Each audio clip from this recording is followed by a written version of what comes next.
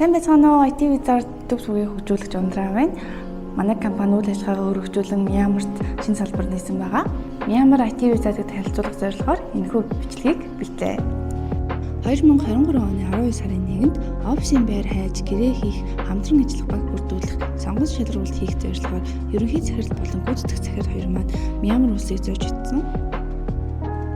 Зорилго болон алсын харагдгийн додолсон сэтгэлээр офисын байраа хайсаар л олон хүмүүстэй уулзаж ярьцлага авсан. Удаан хайсны эцэст хүсэл зорилгоор дүүрэн чадвартай залуучуудаар багаа бүрдүүлж офисын байраач Монголд авч чадсан.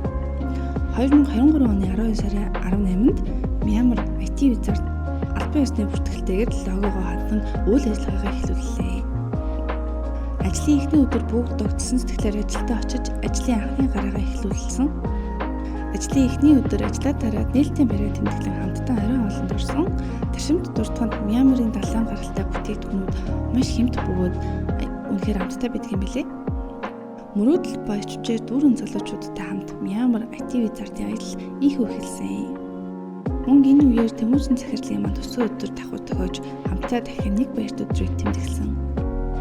Myanmar IT Wizard маань улам мөрөгжин багууд нэмэгдсээр 2024 оны 4 сараас On Class баг төслөө хүлээж авч Огийн ахлах маань сургалт хийхээр 1 сарын турш Myanmarт тэмдэглэн ажилласан. Myanmar IT Wizard компани туршлагатай чадварлаг залуу хүчийг бүрдүүлэн дэлгэцийн төлөвлөлтөөс эхлээд фронт хөгжүүлэлтийг хариуцсан найдвартай чанарын өндөр түвшинд ажиллаж байна. Hello everyone, အားလုံးပဲမင်္ဂလာပါ IT Wizard မြန်မာ YouTuber ရီမောဖြစ်ပါတယ်အားလုံးပဲရှေ့မှာမြင်ခဲ့တဲ့အတိုင်း IT Wizard ကတော့ကျွန်တော်တို့မြန်မာနိုင်ငံမှာဥပဒေနဲ့ညီ register လုပ်ထားတဲ့ outsourcing company တစ်ခုဖြစ်ပါတယ်မြန်မာ IT Wizard ကုမ္ပဏီကတော့ရှစ်ဆက်လက်ပြီးတော့ team member တွေပဲတိုးပွားလာလျက်ရှိပါတယ်အဲ့အတွက်ကြောင့်မို့လို့ပိုကြီးပြီးတော့ပိုကျတဲ့ရုံးခန်းကိုရှာဖို့အတွက်2024ခုနှစ်6လပိုင်း4ရက်နေ့မှာကျွန်တော်ရဲ့ CEO ကနေပြီးတော့ကိုရီးယားကနေရောက်လာတာဖြစ်ပါတယ်